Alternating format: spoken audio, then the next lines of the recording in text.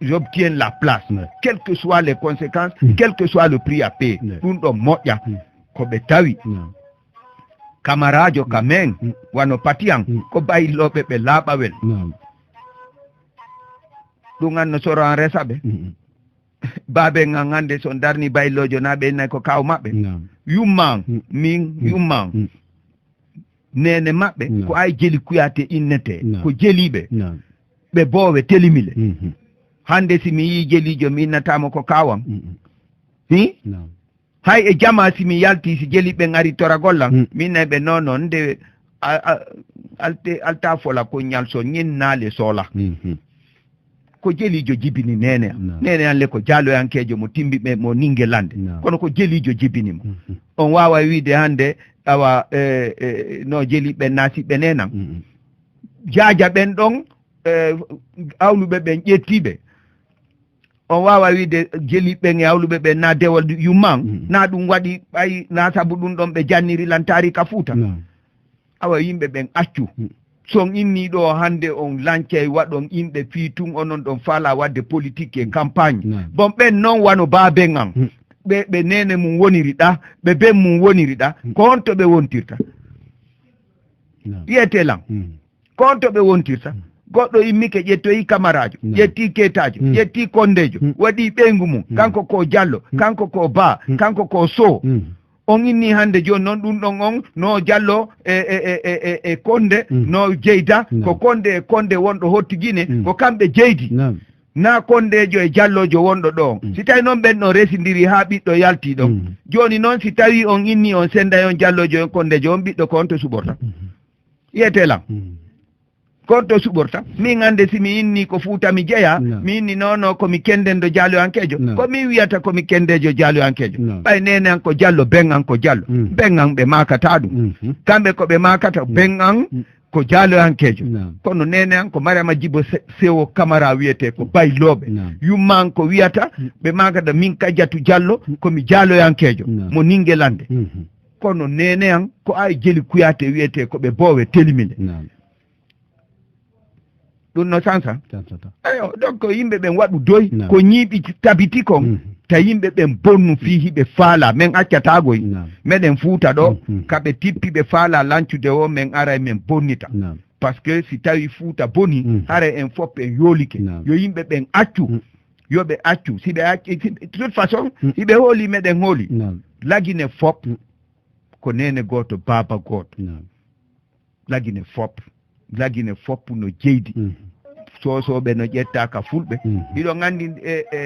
fof no ukkodiri fof ɓe jangguduɗon ko goreɓe mo fof ko ɗuma ko honɗum ɓe arata hande e wiigol ɓe to no ko ɗo ɓe innata on wondema ko maccuɓe ka mawɓe men wito ɓe ɗon on kon rimɓe ko ɗum wonɗum maccu nga ko ala fuuta wonɓe wolde ɗum ɓe ko ɗum mi yeetiɓe si ɓe inni wondema maccu ngaku no fuuta. La Confédération théocratique du Fouta, c'est le début du XVIIe siècle. Mais la charte de Kouroukanfouga, c'est 1236. Entre 1236 et XVIIe siècle, il y a combien de siècles? La charte de Kouroukanfouga, c'est 1236. Donc ceux qui disent que les peuls nobles sont des esclavagistes, mais ils n'ont qu'à se référer à l'article 22 des 44 articles de la charte de Kouroukanfouga qui dit que c'est l'esclave qui appartient au maître, pas le sac de l'esclave. Ça, c'est 1236. La charte de Kouroukanfouga qui a régi le fonctionnement du Manding après le triomphe de Sundiata à la bataille de Kirina en 1235. Alors quand maintenant les gens viennent ici pour dire non, c'est des esclavagistes, donc on dit si ni machunga ala do yobe selukan kono be akadi yobe andu wondema ta goddo aru yetobe dum don be nana sa wawata sif won ko wiida joni kon lintude babemma e soroma e manta soroma a wawata lintude kon wolta awa yimbe ben accu ko ɓe accu waɗay ɗo politique yo waɗu kono taw sendu ɓiɓɓe yimɓe ɓen fiyo inne kanko yo ñiiɓe min accata hande kadi kaɓe tippi o min tippay kaɓe sifi o min sifoto voilà. Bien, Amadou Djoudé Diallo, Elhadj Amadou Djoudé Diallo, historien et journaliste sportif, a été donc notre invité de parcours au compte de cette émission. À la GM Weltanikion, men Gernion, men Tori, vraiment, nous pour wattude ka émission ni ka radio ji, woni ka radio Bolivar do ma ka di radio ji hedditidi sabu si tari ka anda ka goddo majji tari ka mun hara o majji. Naam. Si tayno soso ben ko yimbe bombe. Naam. Soso ben. Hara ko yimɓe bomɓe pullo e maninka e berse wonayno ka maɓɓe na ka maɓɓe weeli ɓay porto ko ton atti natirde ngalu hande no inne pullo no mari jawdi no ɓuri sooso kono noon pullo heɓuɗo jawdi fof kaka concours sooso fuɗɗi hoɗude jawdi araniri fuuta lagine ɗo c'est ce qu'on appelle le triangle bananier ko Kindia ko Yafure Karia foppu ko ton tippi ka ngal woni wo ko ton ɗaɓɓere yayte ko kamɓe atti baaru on kaka maɓɓe woni porto tippi ton kamɓe porto ɓe naɓidi haa ɓe andi no ngalu ɗaɓɓirte fulɓe ɓen tippi ɗaɓɓere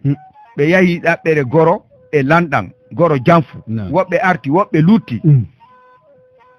ɓen fulɓe attinoɓe yawde ton hiɓe ɗaɓɓude golle ɗuma ko honɗum ɓe wonno na boydiɓe sosoɓen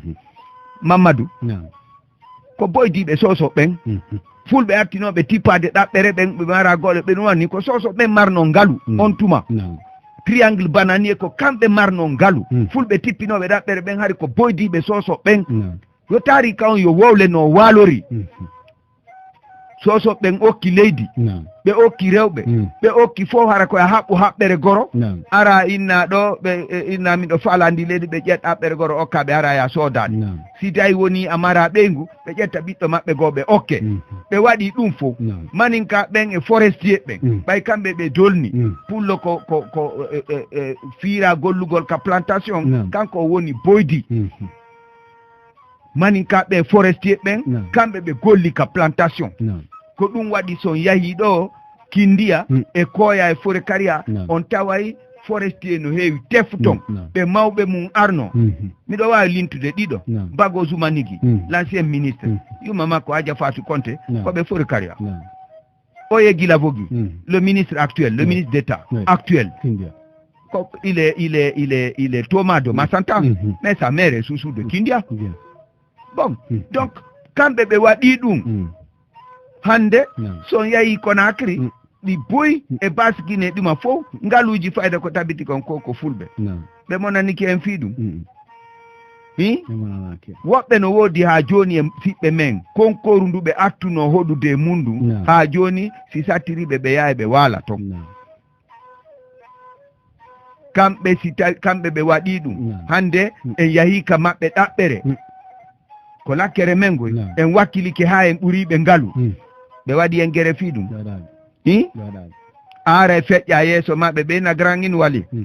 feƴƴa yaha areɗa e nder otoma e ɗuma fof kamɓe ɓe waɗi en gere fii ɗum hande lagine fof tippike Conakry kaka sosoɓe e kaka fulɓe ɓen na ka sosoɓe kono na fof no ton fof darni fof no jooɗi ton fof no waɗi ton ko heɓoto ga ko wona darde ko na ton woni e iwde ɓe waɗi en gere fii ɗum awa yo foppu wonuwa maɓɓe yo foppu wonuwa maɓɓe on gelike hande enen e ɗo maninkajo e pullo si tawtidiri ɗo waɓutu hewti goɗɗo e maɓɓe daroto yeeso si oya newnali ɓayɓe fof ɓe janggi alqurana ɓe fof koɓe ɓiɓɓe diina ka